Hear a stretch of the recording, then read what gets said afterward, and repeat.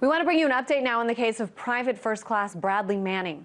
Pretrial proceedings continue at Fort Meade as Private Manning awaits trial. On tap today in the courtroom, well, according to one of our staff members in the courtroom, there were two topics of conversation: the question of motive versus intent and the lack of a speedy trial. Now, as we've been reporting, Manning has now been held without trial for 964 days as of today.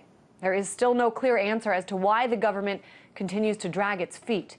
While the burden is on the prosecution to explain the delay, they've yet to do so. The trial is now slated to begin on June 3rd, barring further holdups. The other major development is the judge's ruling that motive is relevant to one of Manning's charges, the charge of aiding the enemy. Motive, the judge clarified, meant the ultimate goal of the action, while intent is the immediate goal.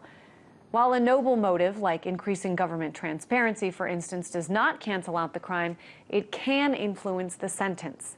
For instance, if the defense can prove that Manning selected particular documents to send to WikiLeaks that would not harm the U.S. based on factors of the document's age, location, and topics, it could lessen the severity of his sentence if he's convicted.